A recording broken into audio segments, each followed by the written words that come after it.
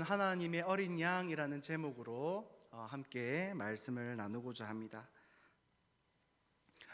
오늘 본문에서 등장하는 인물은 우리가 잘 알고 있는 세례 요한입니다. 우리가 지난주에 이 성경 퀴즈 대회를 이렇게 했는데 참 재치 있게 설명하는 것도 있고 또 너무나 잘 아는 건데 막상 설명하려니까 잘 설명이 떠오르지 않는 그런 것도 많이 있었던 것 같습니다. 그래서 저도 그런 것들을 보면서 성경을 더 잘 가르쳐야겠다, 성경을 많이 가르쳐야겠다, 그런 또 생각을 하기도 했는데, 그래서 오늘은 말씀 하나하나를 우리가 또 살펴보면서 오늘 말씀 속에 담긴 의미가 무엇인지, 또 말씀의 그 내용들을 우리가 조금 더 깊이 있게 한 번 더 살펴보면 좋을 것 같습니다. 오늘 우리는 이 본문에서 세례 요한을 만납니다. 세례 요한이 누구입니까? 세례 요한을 설명하라고 한다면 어떻게 설명할 수 있겠습니까?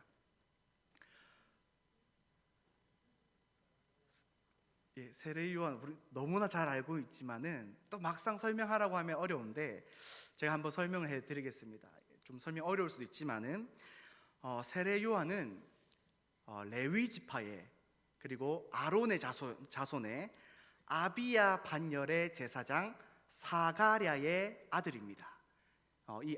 이 아비야 반열이라고 하는 것은 다윗 시대에 보면은 제사장을 24반열로 이렇게 쭉 나열하고 있습니다. 그 중에서 8번째 반열에 해당하는데 8번째 반열에 해당하는 그 아비야 반열의 제사장 사가랴의 아들이 바로 세례 요한입니다. 그리고 세례 요한의 어머니 엘리사벳도 아론의 자손이다라고 성경에서 말씀을 하고 있습니다. 그러니까 아버지도 이 아론의 자손으로서 제사장이고 어머니도 이 아론의 자손입니다. 쉽게 말하면 이 세례 요한은 이 제사장 가문에 아주 뼈대가 있는 이 가문에서 태어난 아들이라는 것을 우리가 잘 알게 됩니다. 그리고 이 세례 요한은 빈들에서 허리에 가죽들을 띠고 무엇을 먹고 지냈습니까? 메뚜기와 석청을 먹고 지냈습니다. 이 석청은 또 무엇입니까? 석청은 야생꿀을 말하는 야생꿀. 이제 성경 원문에 보면은 정확하게 야생꿀이라고 이렇게 나와 있습니다. 메뚜기와 야생꿀을 먹으면서 이렇게 지냈습니다. 그러면서 이제 이 세례 요한이 사역을 시작하는데 요단강에서 회개의 세례를 사람들에게 베풀면서 하나님의 나라를 전했습니다. 그래서 세례 요한이 이야기했던 것이 무엇입니까? 회개하라, 하나님의 나라가 가까이 왔느니라. 그래서 사람들은 이러한 세례 요한의 사역으로 인해서 이 세례 요한이 선지자구나, 선지자로서 많은 사람들이 여기게 되었습니다. 그래서 이 헤롯이라는 당시 이스라엘의 왕이 이 세례 요한을 죽이려고 할 때 사람들이 이 세례 요한을 선지자라고 여기고 있었기 때문에 죽이려고 하니까 막상 죽이기가 떨리는 그러한 모습이기도 했습니다. 이처럼 이스라엘 유대 땅에서 세례 요한이 가지고 있는 이러한 위치, 그리고 이 영향력은 점점 이렇게 커져갔습니다. 그렇지만 당시 유대 지도자들이었던 이 바리새인들과 사두개인들은 그러한 요한을 보고 어떤 마음이 들었겠습니까? 지금 세례 요한이 하나님의 나라를 전파하면서 이렇게 점점 그 위치가 커져가고 있는데, 당시 종교 지도자들이었던 바리새인들과 사두개인들이 이 세례 요한을 보면 어떤 마음이 들겠습니까? 지금 자신들의 지금 밥그릇이 지금 빼앗기고 있는 그런 상황인 것입니다. 이러한 배경들을 우리가 이해하면서 세례 요한이 이러한 사람이라는 것을 우리가 잠깐 이해하면서 오늘 말씀을 우리가 하나하나 우리가 한번 살펴보았으면 좋겠습니다. 먼저 우리 19절 말씀 함께 읽어보겠습니다. 19절 말씀입니다. 시작.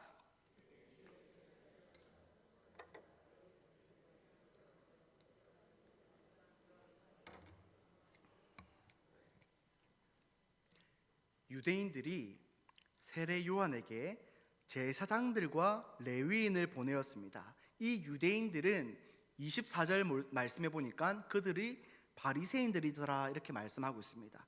이 바리새인들이 제사장들과 레위인들을 시켜가지고 세례 요한에게 보내어서 질문을 하도록 합니다. 어떤 질문입니까? 내가 누구냐? 바리새인들은 요한과 조금은 더 친숙한 제사장들과 레위인들을 보내어서 내가 누구냐라고 이렇게 질문을 하도록 하는 것입니다.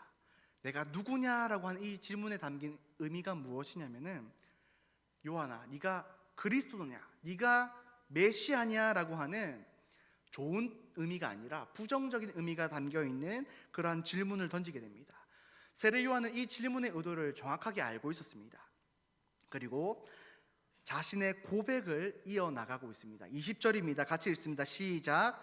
요한이 드러내고 말하고 숨기지 아니하니 드러내어 하는 말이 나는 그리스도가 아니라 한데, 세례 요한은 그 질문에 대해서 아무것도 숨기지도 않았고 외면하지도 않았고 부인하지도 않았습니다. 모든 것을 드러내어 밝히며 이야기하고 있습니다. 여기서 드러낸다라고 하는 이 말의 의미는 무언가를 증언을 하거나 아니면은 고백을 하는 것을 말합니다. 세례 요한이 고백하는 내용이 무엇입니까? 나는 그리스도가 아니다라고 하는 것입니다. 나는 그리스도가 아니다. 그런데 멈추지 않고 요한에게 계속해서 질문을 하고 있습니다. 21절 말씀 같이 읽어보겠습니다. 시작. 또 묻되 그러면 누구냐? 네가 엘리야냐? 이르되 나는 아니라. 또 묻되 네가 그 선지자냐? 대답하되 아니라. 말라기 4장 5절에 보면은 이런 말씀이 나와 있습니다. 보라, 여호와의 크고 두려운 날이 이르기 전에 내가 선지자 엘리야를 너희에게 보내리니. 우리가 잘 알듯이 이 엘리야 선지자는 이스라엘의 역사상 가장 위대한 선지자 중에 한 명입니다. 말라기서에서는 분명 엘리야를 보내어 주시겠다라고 이렇게 약속이 되어 있습니다. 그런데 내가 엘리야냐라고 하는 이 질문에 요한은 강조를 하고 있습니다. 나는 아니라. 물론 예수님은 이 세례 요한을 향하여서 마태복음 11장에 보면은 그 사람이 엘리야가 맞다라고 이렇게 말씀하시기도 하였습니다. 하지만 오늘 말씀에서 요한은 나는 아니다라고 그렇게 분명하게 이야기하고 있습니다. 아니다고 했는데, 분명히 아니라고 했는데도 이 제사장들과 레위인들의 질문이 멈추지가 않습니다. 또 질문합니다. 네가 그 선지자냐? 그 선지자. 지난번에 수가성의 여인을 이야기할 때 그 여인이 예수님을 향해서 그 선지자다라고 이렇게 고백하였던 것을 기억하시는지 모르겠습니다. 네가 그 선지자냐라고 했을 때 그것은 신명기 18장 15절에 말씀하는 것처럼 모세와 같은 그 선지자냐라고 하는 그러한 질문입니다. 세례 요한아, 네가 정말 그 신명기에서 말씀하신 모세와 같이 훌륭한 그 선지자냐라고 이렇게 또 질문을 하고 있는 것입니다. 요한의 대답은 무엇입니까? 나는 아니다라고 하는 것이었습니다. 세 번이나 이렇게 네가 누구냐, 네가 누구냐, 네가 누구냐라고 이렇게 물어봤습니다. 요한은 다 아니라라고 이렇게 얘기했습니다. 이 정도면 그만할 때도 되었는데 그들의 질문이 아직도 끝이 나지 않았습니다. 22절 말씀 같이 한번 읽어보겠습니다. 시작. 또 말하되.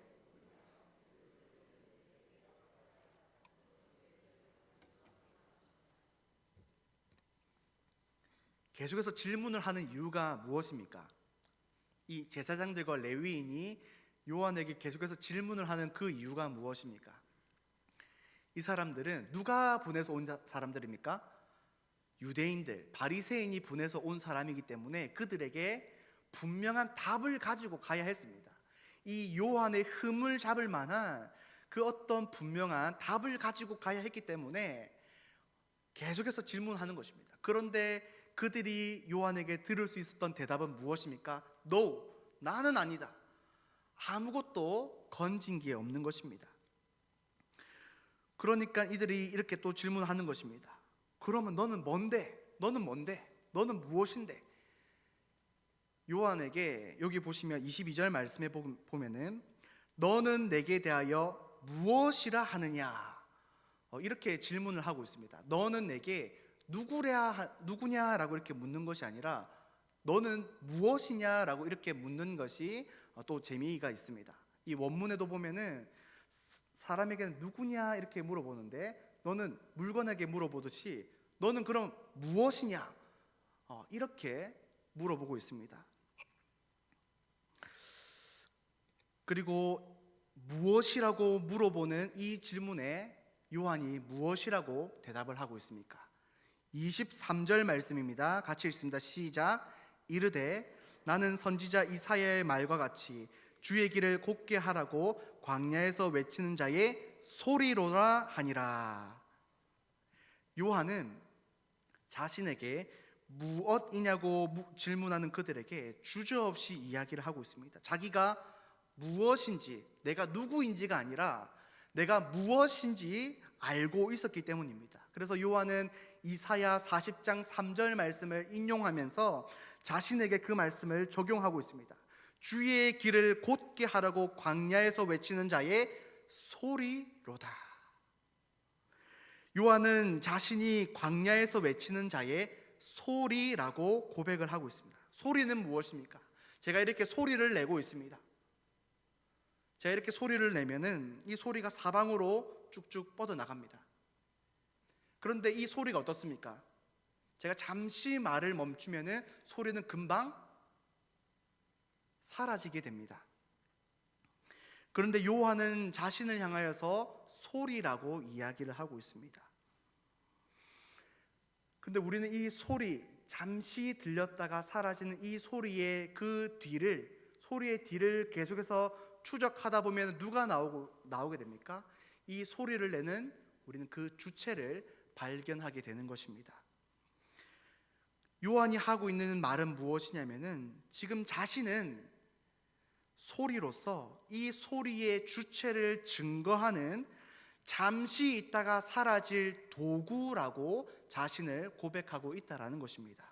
그래서 소리의 주인의 길을 예비하고 준비하는 그런 도구일 뿐이다라고 스스로를 그렇게 고백하고 있다라는 것입니다. 우리 25절 말씀을 같이 한번 읽어보겠습니다. 25절입니다. 시작. 또 물어 이르되 내가 만일 그리스도도 아니요 엘리야도 아니요 그 선지자도 아닐진데 어찌하여 세례를 베푸느냐. 바리새인들이 보낸 제사장들과 레위인은 집요하게 요한의 흠을 찾아내려고 하고 있습니다. 그들의 시선은 그저 자신의 밥그릇을 위협하는 이 세례 요한에게 온전히 시선이 집중되어서 그 세례 요한의 어떻게든 흠을 찾아내려고 또 질문하고 있는 모습입니다.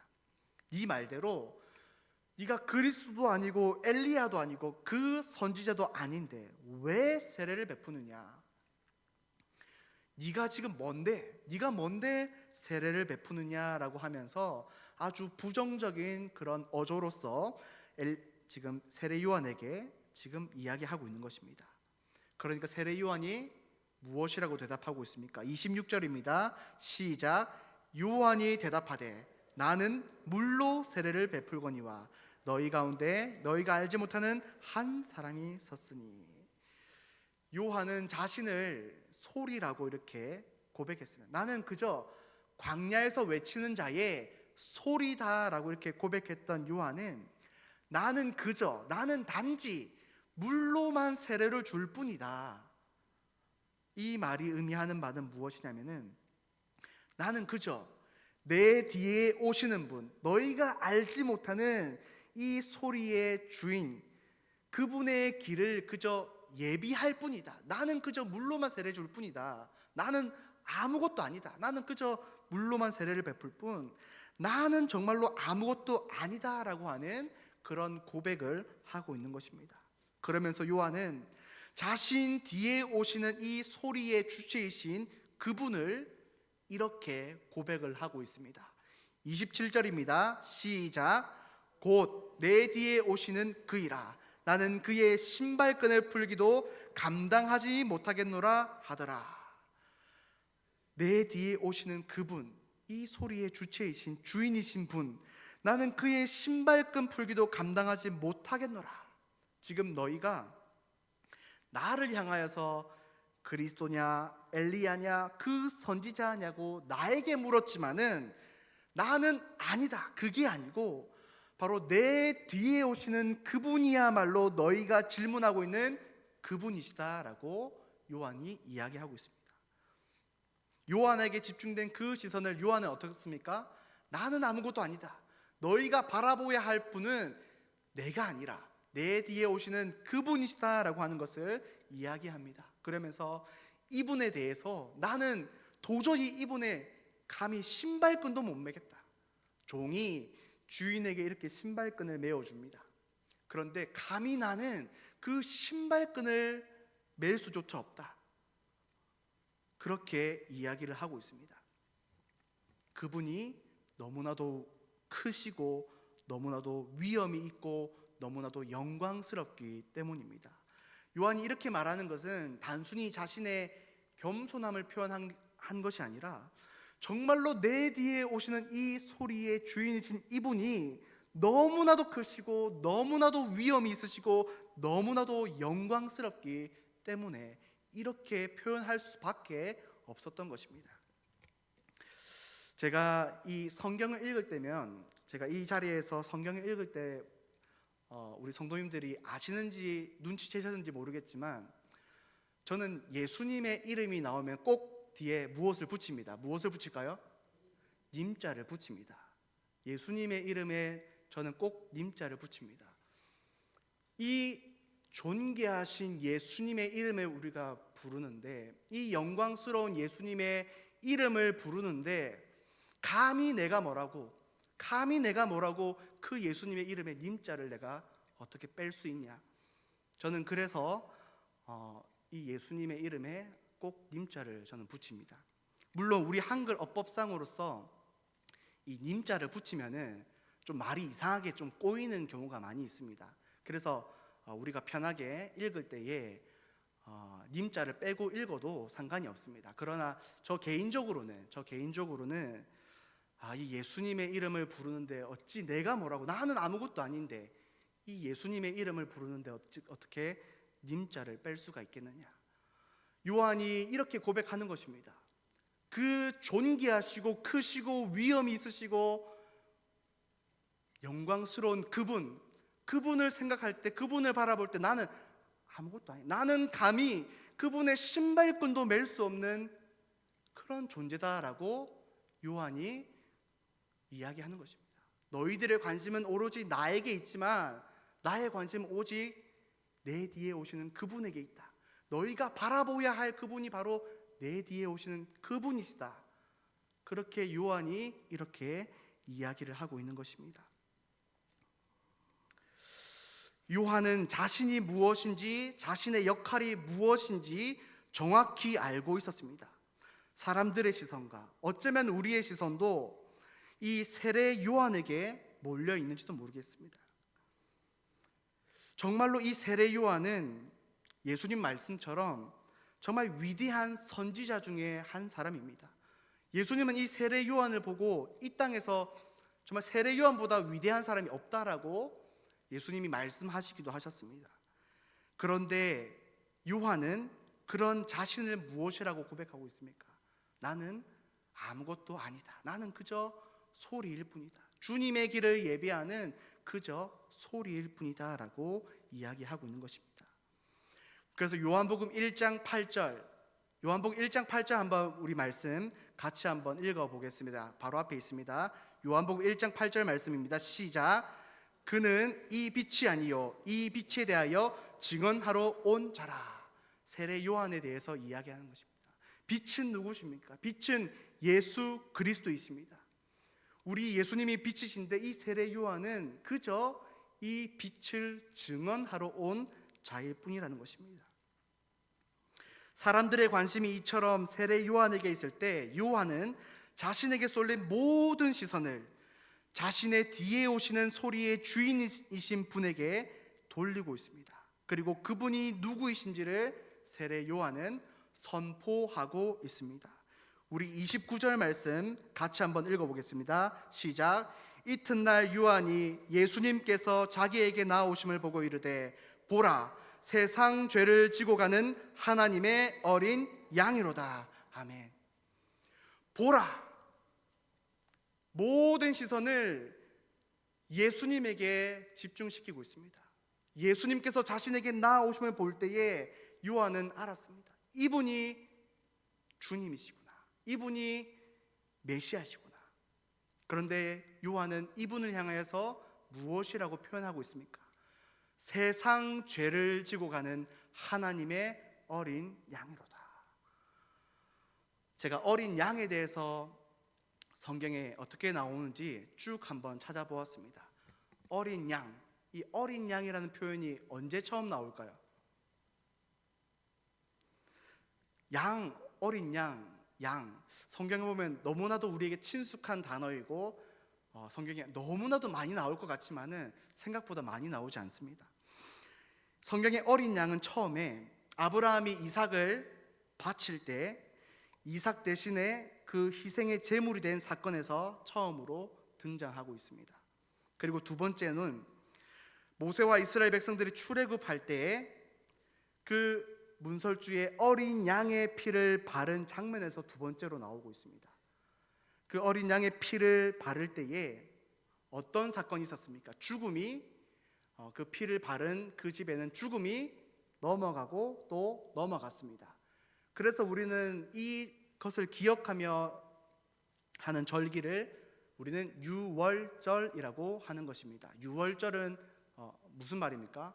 넘어갈 유에 넘어갈 월, 넘어가고 넘어간다는 뜻입니다. 죽음이 넘어가고 넘어가는, 그래서 구원을 경험하는 절기, 그것을 우리는 유월절이라고 이렇게 이야기합니다. 그리고 세 번째는 보니까 이 어린 양이 언제 등장하냐면은 속죄의 제사, 회개의 제사를 드릴 때에 그 희생 제물로서 이 어린 양이 등장합니다. 그리고 우리가 이스라엘 역사를 쭉 우리가 살펴보지면은 어린 양이 잘 등장하지 않습니다. 언제 등장하냐면 이 유월절 시기에 어린 양이 등장하게 됩니다. 그리고 이사야 53장 7절에서 어린 양이 이렇게 등장합니다. 바로 도살장에 끌려가는 고난받는 종의 모습으로 어린 양이 등장합니다.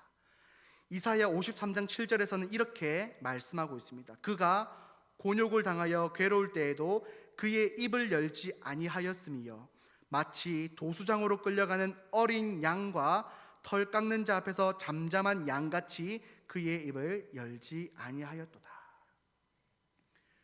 그러면서 어린 양이 중간에 훅 뛰어넘고 요한복음에서 나옵니다.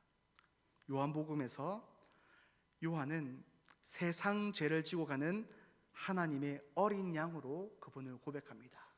그리고 요한계시록으로 넘어갑니다. 요한계시록에서 이 어린 양은 어떻게 나올까요? 지금까지 어린 양이 언제 등장하는지 여러분 조금 뭔가 배경이 혹시 보이십니까? 어린 양이 등장할 때마다 어떤 분위기가 지금 형성되고 있는지 아시겠습니까? 어린 양이 등장할 때마다 죽음이 등장합니다. 어린 양이 등장할 때마다 이 유월절 절기가 등장합니다. 그러면서 맨 마지막 요한계시록에 이 어린 양은 어떻게 등장하면은 바로 승리와 영광과 찬송을 받으실 어린 양으로 등장하고 있습니다. 이것이 어린 양이 가지고 있는 그 이미지입니다. 그 어린 양이 세상의 죄를 지고 가신다라고 요한은 고백하고 있습니다. 세상의 죄 무엇입니까? 아담으로부터 세상 끝날까지의 그 모든 죄를 의미하고 있습니다. 이 어린 양 예수님께서 세상의 죄를 지신다는 것은 그것을 용서하겠다라는 의미가 담겨 있습니다. 그런데 이 용서를 하시는데 어떻게 용서를 하시는 것이냐면 이 용서에는 우리의 죄를 빼앗아 가시는 그런 의미가 있습니다. 제가 손에 이 주보가 있다면은 이 주보를 탁 빼앗아 가는 것처럼 예수님께서 우리의 죄를, 세상의 죄를 지고 가시는 이 이미지 속에는 우리의 모든 죄를 예수님께서 강제로 다 빼앗으셔서 그것을 지고 가신다라는 의미가 담겨 있습니다. 하나님께서 우리의 모든 죄를 다 빼앗으셔서 그 예수님의 어깨에다가 메시는, 예수님의 어깨에 담당시키시는 그런 말씀이라는 것입니다. 그리고 그 십자가를 지시고 죽음의 길을 가셨습니다. 그 피로 말미암아 우리에게 임한 그 진노와 죽음이라는 비참함이 넘어가게 되었습니다. 이 예수님의 십자가는 결코 실패가 아니었습니다. 도리어 모든 죄를 깨뜨리시는 영광의 승리였습니다. 이 어린 양의 이미지를 우리는 꼭 기억해야 됩니다. 죽음이라는 이미지가 깔려 있습니다. 그런데 동시에 유월절이라는 배경을 가지고 있습니다. 넘어가고 넘어가는. 그래서 결국에는 그 승리를 맛보는 그 이미지가 이 어린 양이라는 단어 속에 담겨 있는 것입니다. 어린 양의 대신 죽음으로 말미암아 우리의 죽음이 유월, 넘어가고 넘어가는, 그래서 승리와 영광과 생명을 누리게 하시는 메시아의 모습이 이 어린 양 안에 담겨 있다라는 것입니다. 그리고 요한은 어떻습니까? 그 하나님의 어린 양을 우리로 하여금 보라라고 이렇게 말씀하고 있습니다. 그분이 바로 소리의 실체시고 그분이 참 그리스도시요 참 엘리야시요 참 선지자시다라고 말씀하고 있는 것입니다. 그분이 바로 우리의 죄를 빼앗아 우리를 용서하시고 우리를 죄로부터 구원하시고 영생을 주시는 주님이시다라고 고백하고 있는 것입니다. 바리새인들은 어쩌면 자신들의 밥그릇을 지금 빼앗는 세례 요한에게 집중을 했습니다. 심지어 하나님을 예배하는 이 제사장들과 레위인도 마찬가지였습니다. 하나님의 나라와 구원에는 아무런 관심이 없었습니다. 그저 사람들을 이 진노의 구렁텅이로 인도하는 눈먼 지도자였을 뿐입니다. 말씀을 안다고 하는 그들이 그러하였습니다. 세례 요한은 그런 그들의 시선을 자신이 아니라 예수님에게로 인도합니다. 그리고 이제 우리의 시선도 달라져야 합니다. 우리의 시선은 지금 어디에 집중되어 있습니까? 우리가 지금 집중하고 우리의 관심이 쏠려 있는 것은 어디입니까? 이제는 우리의 시선도 달라져야 합니다. 하나님의 백성이라고 말하는 우리가 그저 나의 밥그릇에만 관심을 가진다면 우리는 예수님의 증인도 될 수가 없고 하나님의 나라를 누릴 수가 없습니다. 사랑하는 성도 여러분, 세상 죄를 지고 가는 하나님의 어린 양을 보십시오. 우리의 모든 죄를 빼앗아서 우리를 자유와 승리와 기쁨의 나라로 인도하시는 그 주님을 보십시오. 그리고 우리가 주님을 바라봄으로, 우리가 주님을 바라볼 때 우리를 보는 모든 사람들이 그리스도를 바라보도록 하는 그러한 사명자가 될 수 있기를 간절히 바랍니다. 예수 그리스도만이 우리의 유일한 구원이자 소망입니다. 우리는 이 종려주일을 오늘 보내면서, 그리고 이제 고난 주간을 보내면서 정말 이 시간 동안에 특별히 우리가 무엇을 바라보아야 하겠습니까? 우리의 시선을 예수님께로 집중하는, 예수님께 집중하고 세상 죄를 지고 가는 하나님의 어린 양에게 집중함으로 정말 우리에게 주어진 이 구원이 어떤 의미인지를 정말 더욱더 깊이 묵상하는 그런 시간들이 되었으면 좋겠습니다. 기도하겠습니다. 하나님 아버지, 은혜를 감사드립니다. 오늘 세례 요한은 우리로 하여금 보라, 세상 죄를 지고 가는 하나님의 어린 양이라고 선포하였습니다. 하나님, 우리의 시선이 지금 어디에 집중되어 있는지 다시 한 번 더 우리의 모습을 돌아보며 정말 우리의 구원이 어떠한 의미를 가지고 있는지를 정말 묵상할 수 있는 시간들 될 수 있도록 도와주시옵소서. 그래, 우리의 구원이 얼마나 큰 기쁨이며 감사며 은혜인지를, 그 십자가의 은혜가 얼마나 큰지를 우리가 경험하는 이 고난의 주간이 될 수 있도록 하나님 우리를 붙들어 주시고, 그로 말미암아 이 고난을 우리가 생각함으로 말미암아 그 부활이 주는 의미가 무엇인지를 더욱더 깨달아 정말 우리는 기쁨으로, 감사함으로 나아갈 수 있는 그런 우리 모두가 될 수 있도록 하나님 은혜를 더하여 주시옵소서. 감사드리며 예수님의 이름으로 기도드립니다.